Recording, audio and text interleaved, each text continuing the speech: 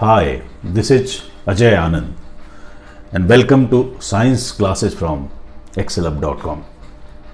In this video, you will be learning about friendly microbes. You will learn about microbes in everyday life. You will learn about antibiotic. Then you will learn about vaccine, about microorganisms' role in improving soil fertility, and how microorganisms help in cleaning the environment.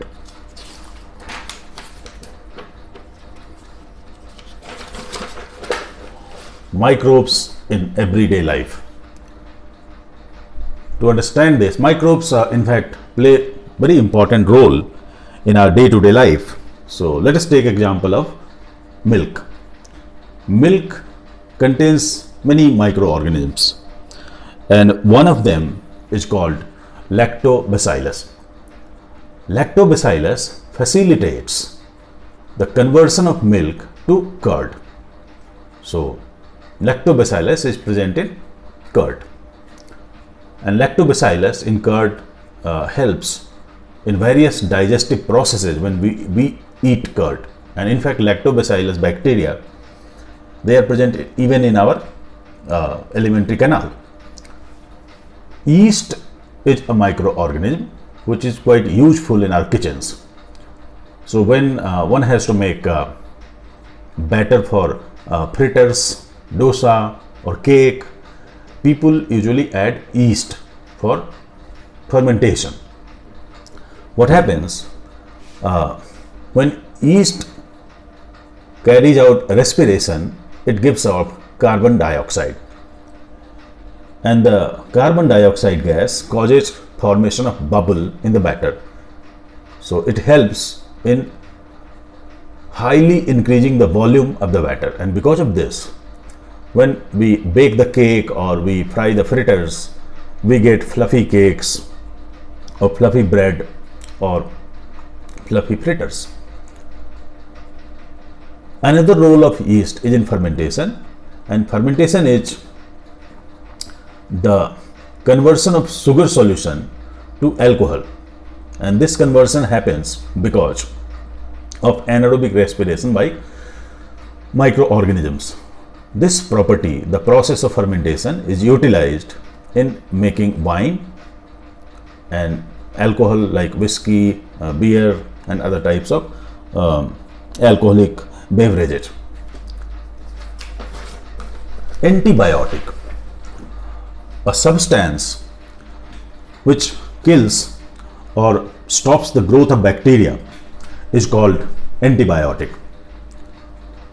Alexander Fleming was the scientist who discovered penicillin in 1929. Penicillin is an antibiotic. While Alexander Fleming was observing some samples, he observed that in certain samples the growth of bacteria was stopped, and he could observe that it was because of a fungus, and the name of that fungus is Penicillium notatum. So based on his observation, Alexander Fleming prepared penicillin, and after the discovery of penicillin, treating many difficult diseases became possible, and so many lives could be saved. Many of the modern antibiotics are derivatives of penicillin, like amoxicillin, cefotaxime, cefoperazone, cefuroxime and ceftazidime. Some other antibiotics are tetracycline, norfloxacin, ciprofloxacin and doxycycline, and most of them, they are made from microbes. Vaccine. Nowadays you must be hearing a lot about vaccine, especially in the context of the raging pandemic of COVID-19. Before trying to understand about vaccine, let us try to understand about what happens when a disease causing microbe enters our body.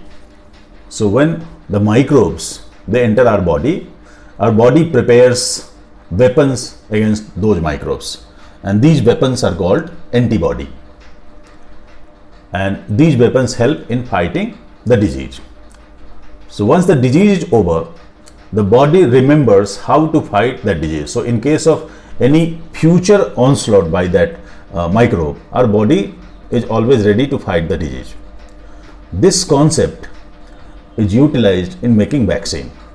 So a vaccine is made from weak or killed strain of a microbe, of a pathogen. And when this vaccine is inoculated or injected in a healthy individual, what happens? The body prepares antibodies against that particular disease, and that is how the body is ready to fight against that disease. The first vaccine was discovered by Edward Jenner, a British scientist, and he discovered the vaccine against smallpox in 1798. Edward Jenner observed that people who were in the business of rearing or upbringing cows, they did not suffer from smallpox vaccine, and then he could make out conclusion that it was because of antibodies against smallpox in those people. Nowadays, many diseases, they can be prevented with the help of vaccine, and vaccines are available against these diseases like smallpox, tuberculosis, polio, tetanus, diphtheria, whooping cough, hepatitis, and even now vaccine for COVID-19 is available, and so many lives now they can be saved. Soil fertility, microorganisms help in improving soil fertility also. In the lesson on agriculture, you must have read about nitrogen fixation, how rhizobium bacteria, they live in root nodules of leguminous plants, that is pulses or lentils, and these bacteria, they help in converting the atmospheric nitrogen into a form which can be absorbed by the plants. Microbes also help in cleaning the environment. So when an organism dies, so what happens? The microbes, they carry out decomposition of plants or animals, and they convert them into compost, so that all the raw materials, inorganic materials, they are recycled in nature. So in a way, microbes, they work like scavengers in nature. To sum up, I talked about friendly microbes, I talked about the role of microbes in our day-to-day life. Then I talked about how antibiotics are prepared from microbes. Then I talked about vaccine and talked about the role of microbes in improving soil fertility and in cleaning environment. That's all for this lesson. Thank you.